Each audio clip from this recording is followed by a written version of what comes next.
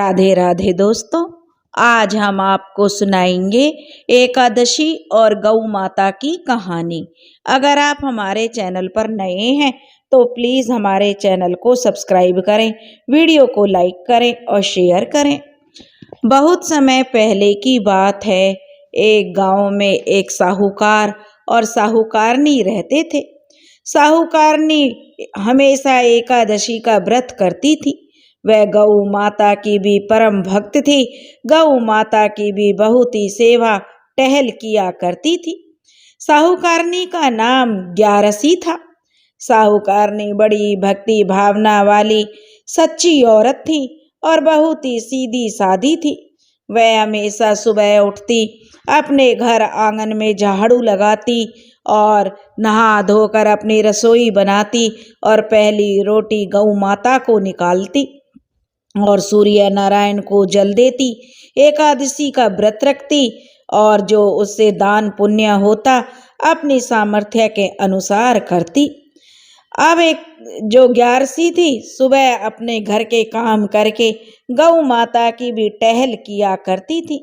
पूरे मन से वह गौ माता की सेवा करती, उसका गोबर उठाती, उसके उपले बनाती, उसके खुंटे की सफाई करती, उसके थान की सफाई करती, उसे पानी पिलाती, चारा खिलाती, दूध निकालती। इस तरह से वह गौ माता की भी बहुत सेवा करती थी। क्योंकि जब साहूकारनी छोटी थी और अपने माता पिता की इकलौती संतान थी, तब साहूकारनी, जिसका नाम ग्यारसी था, वह अपनी दादी को गाय की सेवा टहल करते हुए देखा करती थी। उसने अपनी दादी से ही सीखा था कि घर में पहली रोटी गाय के लिए निकालनी चाहिए, गाय को पहली रोटी खिलानी चाहिए। उसकी माँ दादी जो गौ माता के लिए पहली रोटी निकालती थी। जब ग्यारसी छोटी थी तो उसकी माँ और दादी ग्यारसी को आवाज लगाकर कहती, अरे ओ ग्यारसी, जा गौ माता को रोटी दे। तो ग्यारसी दौड़कर अपनी माँ दादी और बाबा से रोटी और पानी का लोटा लेती और गौ माता को रोटी खिलाती, पानी का लोटा गाय के खूंटे पर डालती। इस तरह से वह यह संस्कार बचपन से ही अपने दादी और माँ से सीख रही थी कि उसके परिवार में भी उसकी दादी और माँ एकादशी का व्रत रखती थीं और गौ माता की सच्चे मन से सेवा किया करती थी। ग्यारसी के परिवार में कभी किसी चीज की कोई कमी नहीं थी। धीरे धीरे इन संस्कारों में पली बढ़ी ग्यारसी अब बड़ी होने लगी। जैसे जैसे ग्यारसी बड़ी होती जा रही थी, उसकी गौ माता के प्रति भक्ति और एकादशी के व्रत बढ़ते जा रहे थे। वह हमेशा एकादशी के शुक्ल पक्ष और कृष्ण पक्ष दोनों एकादशियों का अपनी दादी के साथ और माँ के साथ मिलकर व्रत किया करती थी। यही उसकी आदत बनी हुई थी। जब ग्यारसी बड़ी हुई तो साहूकार ने उसके लिए एक योग्य वर तलाश करना शुरू कर दिया। जब उसके लायक योग्य वर मिल गया, अच्छा घर मिल गया, अच्छा वर मिल गया, तो साहूकार ने जो अपनी बेटी का विवाह एक नवयुवक के साथ कर दिया, जिसका अपना जो व्यापार था वह भी साहूकार था। क्योंकि से उसके घर में भी किसी प्रकार की कोई कमी नहीं थी। ग्यारसी को अच्छा घर वर देखकर उसका विवाह कर दिया। अब विवाह के बाद भी ग्यारसी जब अपनी ससुराल में आई तो ग्यारसी की पूजा पाठ और गऊ के प्रति भक्ति देखकर ग्यारसी के सास ससुर और पति बहुत खुश हुए कि उन्हें बड़ी ही सुशील और संस्कारी बहू मिली है। ससुराल में आकर भी ग्यारसी सबसे पहले सुबह उठती, आंगन में झाड़ू लगाती, अपने सास ससुर के चरण छूकर आशीर्वाद लेती और फिर अपना चिड़ियों के लिए जलहरी भरती, उनके लिए चुग्गा डालती। घर पे कोई अगर मांगने आ जाता, साधु संत कोई भी, तो ग्यारसी उसकी बड़ी मन से सेवा करती। ग्यारसी यहाँ पर भी अपनी गौ माता की खूब सेवा करती थी। ग्यारसी एकादशी का व्रत रखती, पूरे नियम से जो अपने घर में पूजा पाठ करती। उसके ऐसे संस्कार देखकर ग्यारसी के सास ससुर फूले नहीं समाते थे कि उन्हें कितनी संस्कारवान बहू मिली है। ग्यारसी गौ माता की मन से जो सेवा किया करती थी। धीरे धीरे समय बीत रहा था। ग्यारसी के परिवार में उसके पति का व्यापार दिन दूनी रात चौगनी तरक्की कर रहा था। धीरे धीरे विवाह को 2 साल का समय बीत गया। ग्यारसी ने अब एक सुंदर पुत्र को जन्म दिया, जिससे घर में खुशियां आ गईं और ग्यारसी की जो पूजा भावना और उसकी भक्ति दिनों दिन बढ़ती चली गई। धीरे धीरे समय बीतने लगा और अब ग्यारसी के पास 1-2 गाय तो हमेशा ही रहती थी। वह अपने घर से गाय की कभी विदाई नहीं करती थी। 1-2 गाय हमेशा अपने घर के आंगन में बांध कर रखती, उनकी सेवा करती और उसी में अपना समय बिताती। क्योंकि घर का काम करने के बाद भी वह गौ माता की सेवा टहल करती।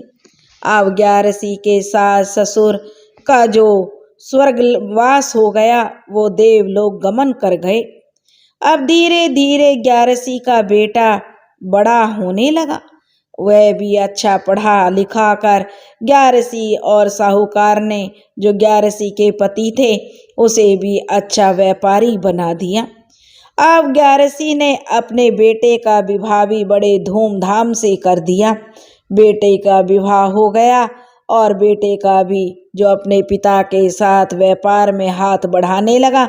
व्यापार नई नई तरक्कियां करती जा रहा था।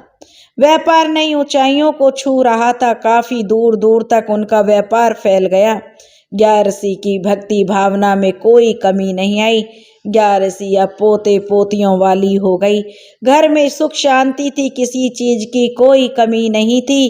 ग्यारसी ने अपना नियम कर्म पर चलती रही। उसने अपना नियम नहीं छोड़ा। अब धीरे धीरे जो काफी समय बीत गया और एक दिन ग्यारसी का पति साहूकार भी इस दुनिया को छोड़कर चलता बना। क्योंकि जो इस संसार में आया है, उसे एक ना एक दिन तो जाना ही पड़ता है। साहूकारनी की भी अब उम्र बढ़ गई थी। ग्यारसी भी अब बुढ़ापे में कदम रख दिए थे। अब उसके हाथ पांव इतने काम नहीं करते थे। उससे अब उठा बैठा भी नहीं जाता था। उसे आंखों से भी कम दिखाई देता था और ग्यारसी की जो अब कमर भी झुक गई थी, क्योंकि अब वह बूढ़ी हो रही थी। बुढ़ापे के कारण शरीर में कुछ रोग तो आ ही जाते हैं। ग्यारसी के भी अब घुटनों में दर्द रहने लगा। अब उससे गाय का सेवा टहल नहीं होती थी, क्योंकि ग्यारसी के बालों में भी सफेदी छा गई थी। शरीर में आंत और मुंह में दांत भी नहीं रहे थे। तब एक दिन साहूकारनी ने अपने बेटा की बहू से बोली कि अरे बहू, तुम्हें मेरा नियम कर्म संभाल लो। जो मैं करती आ रही थी अब वो तुम किया करो, क्योंकि मेरे से तो अब होता नहीं है। मेरा शरीर अब साथ नहीं देता है। इसलिए बहू, तुम रसोई के साथ साथ घर के काम के साथ साथ मेरी गौ माता का भी सेवा टहल करो, उसका भी ध्यान रखना। मेरी गाय को समय पर चारा पानी देना, उसके स्थान की सफाई करना, गाय को कभी धूप में तो कभी छाया में भी बांधना, और बहू घर की पहली रोटी गाय को खिलाना, और बहू मेरी एकादशी का व्रत भी करना। बहू जो थी ग्यारसी की, वो ज्यादा वो पूजा पाठ में विश्वास नहीं करती थी। उसे तो अपना काम करना था। उसने सोचा सास बोलती रहेगी, अगर इसकी बात नहीं मानूंगी तो रोज मुझे सुनाएगी। इसलिए ग्यारसी की बहू ने कह दिया, ठीक है माँ जी, आप चिंता मत करो, मैं जो जैसे आप कह रही हैं वैसे ही करूंगी। पहली रोटी मैं गाय को खिला दिया करूंगी और गाय की सेवा टहल भी कर लिया करूंगी। अब ग्यारसी अपनी बहू की बात सुनकर निश्चिंत हो गई कि चलो अब उसकी बहू उसका नियम करेगी।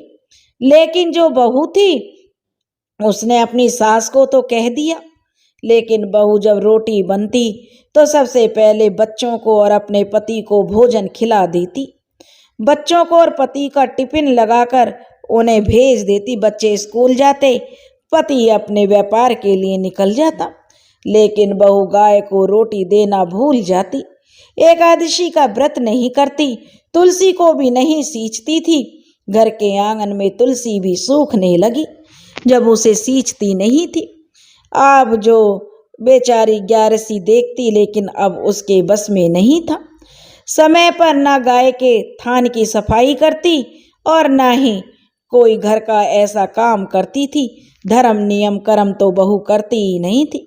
बेचारी साहूकार ने ग्यारसी बिस्तर पर पड़ी पड़ी उदास होती हुई सब देखती रहती, क्योंकि ना तो अब वह खुद कर सकती थी और ना ही बार बार बेटा बहू को कुछ कह सकती थी, क्योंकि उसकी उम्र ही ऐसी थी। इसलिए बेचारी चुपचाप पड़ी बिस्तर पर पड़ी पड़ी देखती रहती। मन ही मन भगवान से प्रार्थना करती रहती, क्षमा मांगती और मन ही मन गाय माता से माफी मांगती और कहती है, गौ माता, जब तक मेरे हाथ पैरों में जान थी तब तक मैंने आपकी दिलो जान से सेवा की, लेकिन अब मैं लाचार हूँ, मैं विवश हूँ, मैं क्या करूँ। अब ग्यारसी से जो एकादशी का व्रत भी नहीं होता था। बेचारी का शरीर कमजोर हो गया था, अब उसे भूख सहन नहीं होती थी। अब बेचारी मन ही मन भगवान का रटन करती और बहू अपनी मन मर्जी करती। बहू को कोई फर्क नहीं पड़ता था। अब धीरे धीरे समय बीतने लगा। एक बार की बात है, सावन का महीना आ गया और बारिश की झड़ी लग गई। खूब जोरदार बरसात होने लगी। उस दिन इतनी तेज बरसात हो रही थी कि लगातार 24 घंटे तक पानी बरसता रहा। गांव की गलियां, सड़कें, सभी जगह घुटने घुटने पानी भर गया। नगर गांव के सभी लोग सोचने लगे कि इतनी बरसात तो पहले कभी नहीं हुई। अब तो जो बरसात का पानी इतना ज्यादा भरने लगा कि बाढ़ जैसे हालात हो गए। सभी लोग जान बचाकर ऊंची पहाड़ी पर जाने लगे। तब उस नगर के राजा ने भी ढिंडोरा पिटवा दिया कि सभी प्रजावासी अपने अपने जानवरों को और अपना कीमती सामान लेकर अपने बाल बच्चों और माता पिता के साथ ऊंची पहाड़ी पर पहुंच जाएं, क्योंकि बाढ़ आ गई है और बरसात जो है रुकने का नाम नहीं ले रही। पानी इतना भर गया है जिससे जो किसी की भी जो पानी में डूबकर मृत्यु हो सकती है। कच्चे घर थे उस समय, कोई कोई ही ईंटों का पक्का घर था। किसी के घर गिरने लगे तो किसी के जानवर दबने लगे। तब राजा का ढिंडोरा हुआ। राजा ने जो मुनादी करवा दी तो सभी लोग अपने बाल बच्चों और अपने कीमती सामान और जानवरों को लेकर ऊंचाई की तरफ चल दिए। जो कि पहाड़ी ऊंची थी, उसी पर जाकर लोग जाकर रहने लगे। तब साहूकारनी के बेटा बहू ने भी अपनी गाय की रस्सी खोल दी और कीमती सामान और बच्चों को लेकर जो बेटा अपनी माँ से कहने लगा, माँ, पूरा गांव पहाड़ी पर जा चुका है, बरसात अभी भी हो रही है। राजा ने मुनादी करवा दी है कि हम सभी गांव वासियों को पहाड़ी पर पहुंच जाना चाहिए। चलो माँ, जल्दी चलो, हम भी पहाड़ी पर अपनी जान बचाने के लिए चलते हैं। अगर यहीं पर रह गए तो हम जीवित नहीं बचेंगे। जल्दी चलो माँ। और गौ माता के लिए जब साहूकारनी ने पूछा कि मेरी गौ माता कहाँ है, तब बहू ने कहा कि माँ, गौ माता की तो मैंने रस्सी खोल दी है, अब तुम जल्दी करो। फिर साहूकारनी बोली अपने बेटा बहुओं से कि सुनो बेटा, तुम अपने बच्चों और अपनी पत्नी को लेकर जाओ, तुम पहाड़ी पर जाओ और अपनी हिफाजत करो। मेरी तो जितनी उम्र थी उतनी पूरी होने वाली है, क्योंकि समझ लो मेरी उम्र इतनी ही है। अगर मैं बच गई तो ठीक है और मर गई तो तुम समझना कि मेरा अंत समय आ गया था। उस दिन एकादशी का दिन था। अब जो साहूकारनी थी उसने जो जाने से मना कर दिया बेटे बहू के साथ। अब बेटे ने अपनी माँ को बहुत समझाया कि माँ चलो, नहीं तो यहाँ जीते जी मर जाओगी। भला कौन अपने सामने जो जीते जी मरना चाहेगा। सभी लोग बचने का उपाय ढूंढते हैं, लेकिन साहूकारनी नहीं मानी। उसने कह दिया, नहीं बेटा, मैं नहीं जाऊंगी, तुम लोग चले जाओ। जब साहूकारनी नहीं माने तो बहू कहने लगी, चलो जी, अगर माँ जी नहीं जाना चाहती है तो इन्हें छोड़ो, कम से कम हमें अपने बच्चों की जान बचानी है। अब दोनों बेटा बहू अपने दोनों बच्चों को और घर का कीमती सामान लेकर पहाड़ी पर चले गए, लेकिन साहूकारनी नहीं गई। साहूकारनी की गऊ माता भी वहीं पर आकर खड़ी हो गई, जहां पर साहूकारनी की खाट थी। खाट के पास में ही गऊ माता खड़ी हो गई। अब जो बरसात के कारण पूरा गांव, खेत खलियान, राजा का महल सब पानी में डूब गए, लेकिन साहूकारनी का जो मकान था वो गीला तो जरूर हुआ, लेकिन पानी में डूबा नहीं। साहूकारनी अपनी खाट पर 3 दिन और 3 रात तक गाय की पूंछ पकड़कर बैठी रही, और 3 दिन बाद जब बरसात रुक गई और पानी उतर गया, तब सभी गांव वाले और राजा पहाड़ी से नीचे उतरकर अपने अपने घरों को जाने लगे। तब सबने देखा कि सभी के घर करीब करीब डूबे हुए थे और कुछ घर गिर भी गए थे, लेकिन साहूकारनी का मकान सूखा पड़ा हुआ था। साहूकारनी भी अपनी गऊ की पूंछ पकड़े हुए खाट पर आराम से लेटी हुई थी। उसके घर में बिल्कुल भी पानी नहीं चढ़ा था। यह सब देखकर तो राजा को बड़ा आश्चर्य हुआ। राजा सोचने लगा, इतनी बाढ़ आई है बरसात में, पूरा गांव बह गया, लेकिन यह साहूकारनी का घर ज्यों का त्यों खड़ा हुआ है। आखिर ऐसा क्या हुआ? जब राजा और पूरे गांव वालों ने साहूकारनी के बेटा बहू को अपने साथ लेकर जो साहूकारनी के घर पहुंचे, तो सभी को देखकर यह आश्चर्य हुआ कि साहूकारनी गाय की पूंछ पकड़कर खाट पर बैठी हुई थी। अब तो सब देखकर बड़े आश्चर्यचकित हुए, क्योंकि साहूकारनी के बेटा बहू सोच रहे थे कि अब तो साहूकारनी हमें जीवित नहीं मिलेगी। ऐसी बरसात में भला भूख प्यास के कारण वो कब तक रह पाती। बूढ़ा शरीर था और उसके शरीर में कहाँ इतनी जान थी, और ऐसी तूफानी रात, इतनी बरसात, भला साहूकारनी कैसे रह पाती। अब बहू बेटे ने जब देखा कि उनकी माँ तो खाट पर बैठी हुई है और गऊ माता उसके पास में खड़ी हुई है, तो उनके भी आश्चर्य का ठिकाना नहीं रहा।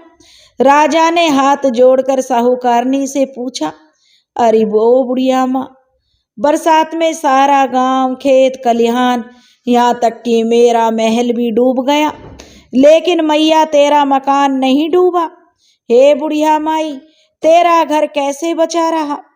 तब साहूकारनी राजा से बोली कि हे महाराज, मुझे और मेरे घर को तो मेरी गौ माता और एकादशी माता ने बचाया है।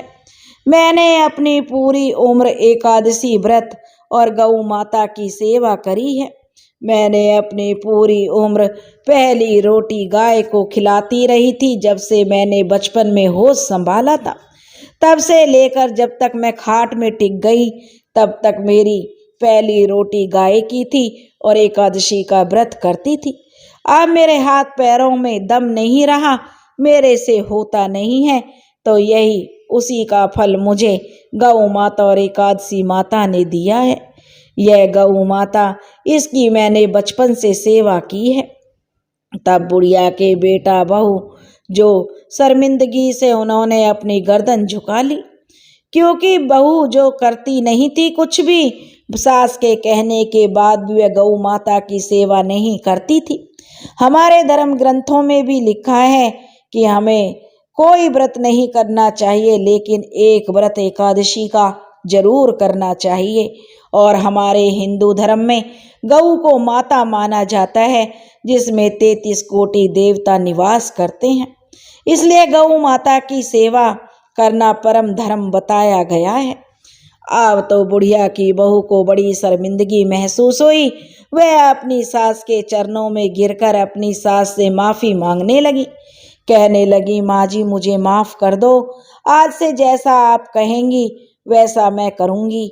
मैं आज से एकादशी का व्रत करूँगी, गौ माता की सेवा करूँगी और जैसा घर में नियम चला आ रहा था सब काम आपकी मर्जी के मुताबिक होगा।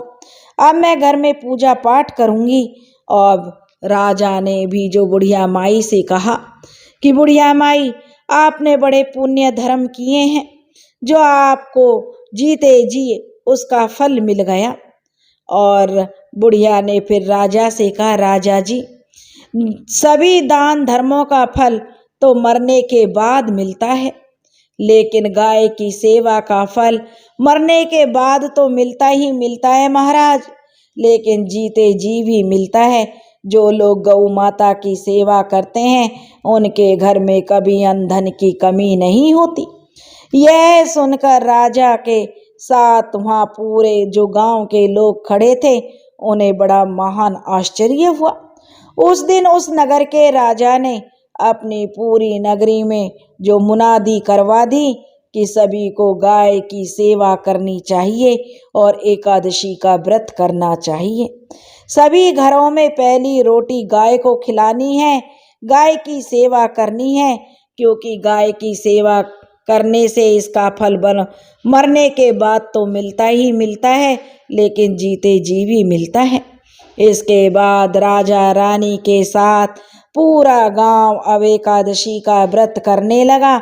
हर घर में एक गौ माता बंध गई और सभी लोग गौ माता की सेवा टहल करने लगे, जिससे वे सभी इस जीवन में सुख भोग कर मरने के बाद उन सबको वैकुंठ का वास मिला। गाय माता की जो महिमा अपरंपार है, गौ माता और एकादशी की जितनी महिमा कही जाए उतना कम है। दोस्तों, गौ माता की सेवा करना हिंदू धर्म में परम धर्म बताया गया है। गौ माता को जो माता का दर्जा दिया गया है। हे गौ माता, जैसे आपने उस साहूकारनी को पार लगाया, उसको जो संकटों से मुक्ति दिलाई, ऐसे ही जो यह कथा कह रहे हैं और जो यह कहानी सुन रहे हैं उनकी सभी मनोकामना पूरी करना, उनके जीवन में आए सभी संकटों को दूर करना। बोलो गौ माता की जय, बोलो एकादशी माता की जय। दोस्तों, अगर आपको हमारी एकादशी और गौ माता की कहानी पसंद आई हो तो प्लीज़ हमारे चैनल को सब्सक्राइब करें, वीडियो को लाइक करें और शेयर करें। राधे राधे।